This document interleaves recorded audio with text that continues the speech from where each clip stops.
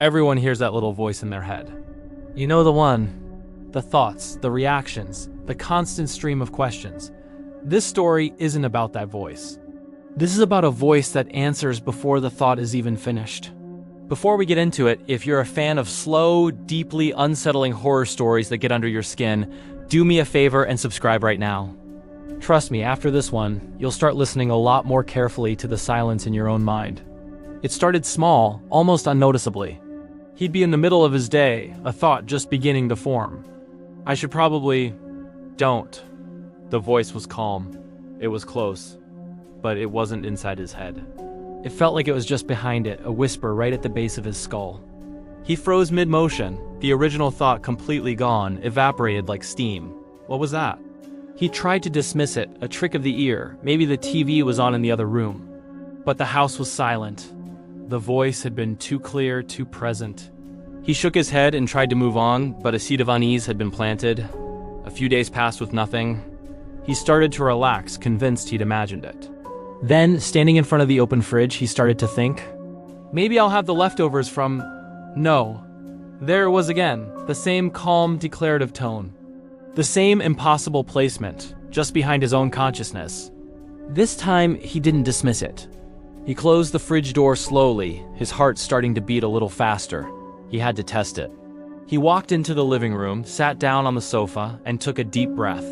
He focused, trying to build a thought from scratch. Okay, if I think about getting up to get a glass of stop, it was instant. It wasn't reacting to his thoughts. It was interrupting them.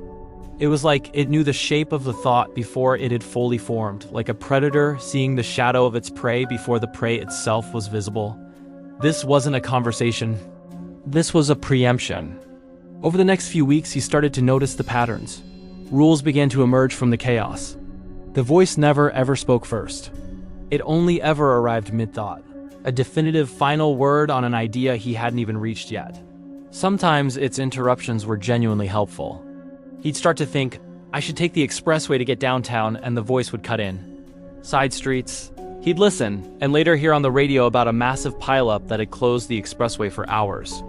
Other times it was cruel. He'd start thinking about calling an old friend, and the voice would just say, don't. No reason given. But a week later, he'd see their obituary online. The most terrifying part wasn't the help or the cruelty. It was that the voice was always, without exception, correct. The real fear, the deep foundational terror, began when he decided to prove it wrong. He had to know if he could outsmart it, to think of something so random, so disconnected from his reality, that the voice couldn't possibly know it was coming. He sat in a quiet room, closed his eyes, and decided to think of a random string of numbers. Let's see. 7, 4, 1, 3, 9. He tried again with names. He reached back into his memory, trying to pull out the name of his third-grade teacher, Mrs. Elder. Elmwood. And she was. He hadn't thought that name in 30 years, but the voice corrected him instantly. He tried to recall a specific line from a book he'd read a decade ago. The voice didn't just correct it. It finished the entire sentence for him, word for word. It never hesitated. It never stumbled. It never corrected itself. And that's when the nature of his fear shifted entirely. This thing wasn't just listening in. It was ahead of him. It was waiting for him at the end of a thought he hadn't even started walking down yet. Then came the day it all shattered. He was sitting by the window, watching the rain, his mind unusually quiet. The silence was a relief, a small pocket of peace.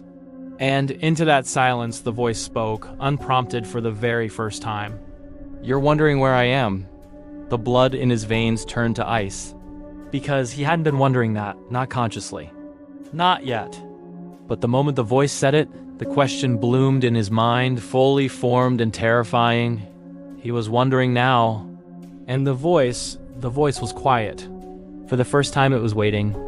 It had asked the question for him, and now it was waiting for him to truly feel the weight of it. Where are you? The silence that followed was louder than any word it had ever spoken.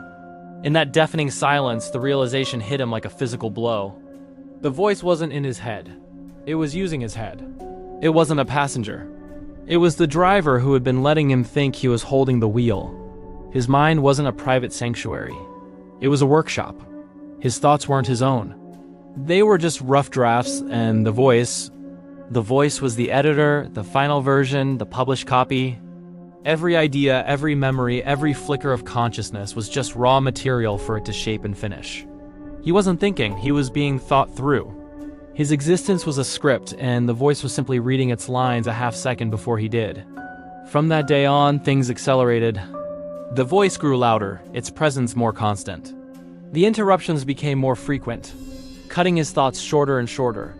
He'd try to think about what to eat for dinner, and before he could even picture a food, the voice would say, pasta.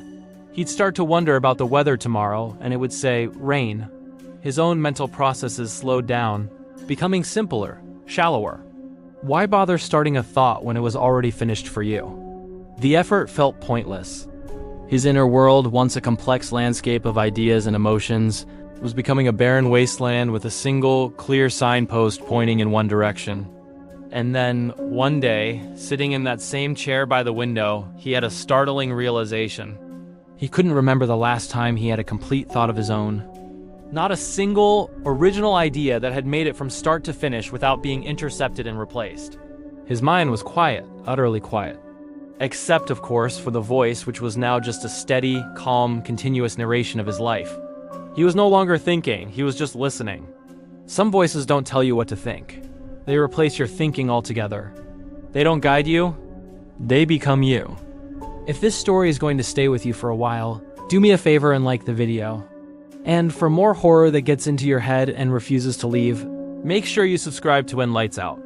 Thanks for listening.